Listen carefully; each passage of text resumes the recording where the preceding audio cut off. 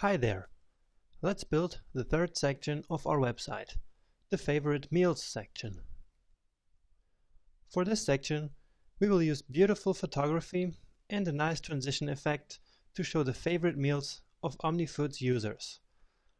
I planned this section like you can see on that sketch that I did on the left side, and on the right side we see how it will look like. Notice that this section has no title and uses 100% of the browser's width, so no row class here. I choose this design so that those beautiful images have a bigger impact. In this lecture, you will learn how to make a grid of beautiful images and how to make a nice zoom in transition just using CSS. This is really powerful CSS3 stuff. And we'll also learn a way to make IMG elements darker. It's all super easy and fun. So, back to our HTML file.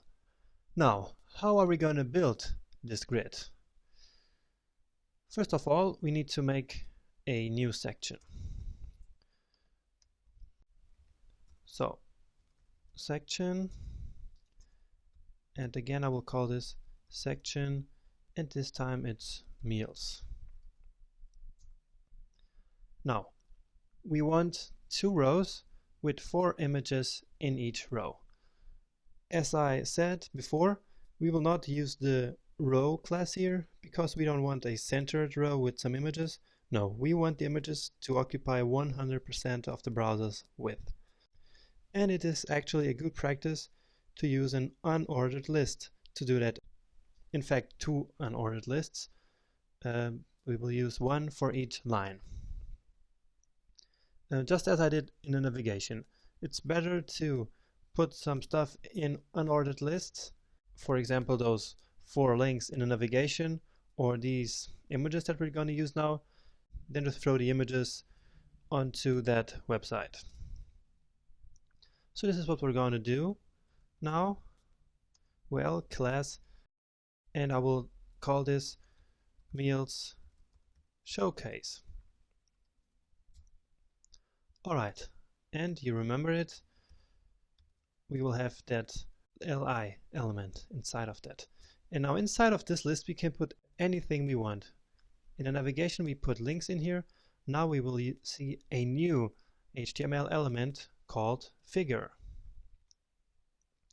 And figure is also like a container which can contain a image and also a caption for an image. In this case we will only put an image inside of this container and no caption, because I don't want to make things all too complicated here. But just so you know, there is an element called fig caption, and you can use that to put some caption in here. So image, as you remember, we have to specify the source attribute. And now, where is our image? It is probably in resources and then image. And now let's better check what's inside of that folder so that we're completely sure. So resources, images, and yeah, you see here these are our meals. So 1, 2, 3, 4, 5, 6, 7, 8. This is the order of the images. And actually in the text file we have the name of the meals, and we can put those names in the alt description of the image, right? So here we just want this image. Let me paste those names here again with a comment as I showed you before, and close this comment. Okay, so this is the alternative text. As you already know, in case that the image cannot be displayed for some reason. And that's it. So I will copy this 3 more times so that we have 4 images here. So this is number 2, number 3, and number 4.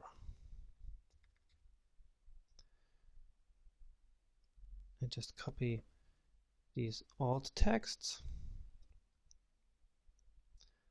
Chicken breast steak and autumn pumpkin soup. Wow, this sounds really good. Makes you feel hungry, right? Okay, this is the first 4 images, the first row of images, and now the second row. So we will format all of this in a second in CSS, don't worry. And number 6, number 7, and number 8. And now the descriptions. So it's really important that you fill out this alt attribute in order to make your websites valid HTML. We will see later in the course how we can check if we actually have valid or invalid HTML code. So this is really important. All right.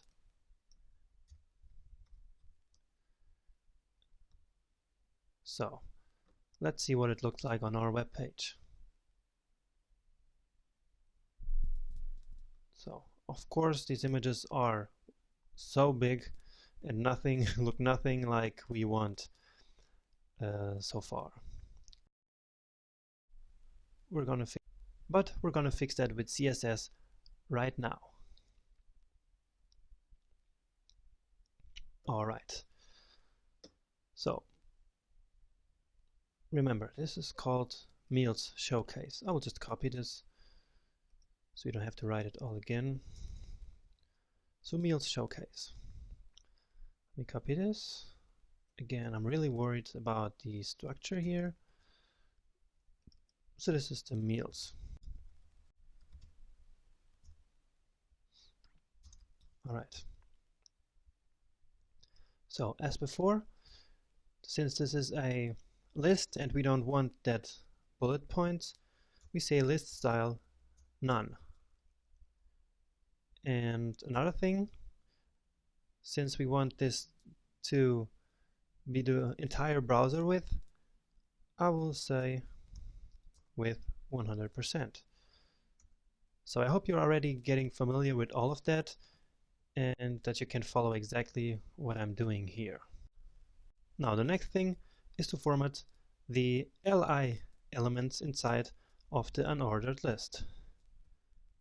So meals, showcase, and li, as we already know.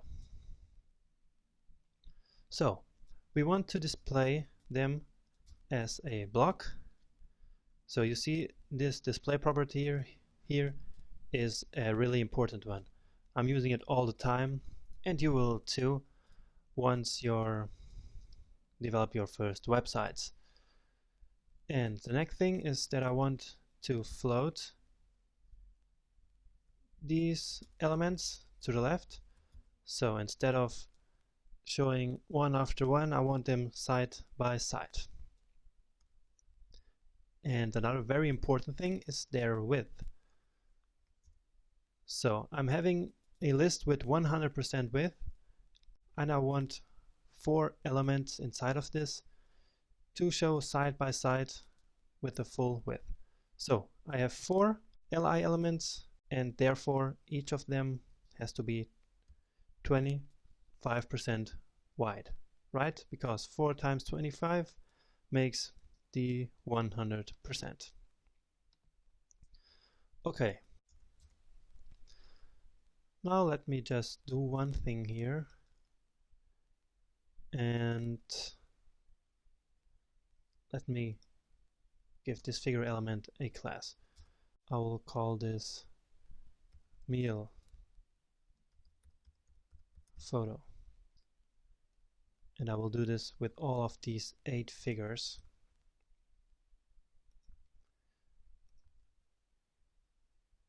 And 1, 2, 3, 4. All right. Now, what I want to do now is to format these.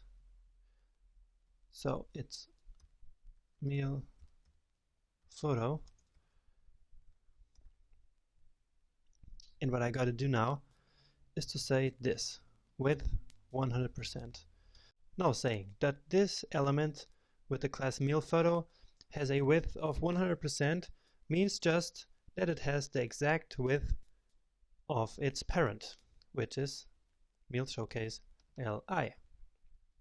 And we have also to say that it has a margin 0. I know that we already did this in the beginning here. It's maybe what you're wondering. But as with the h1 element, this normalized file defines some margin for that element, and so we have to override that specifically.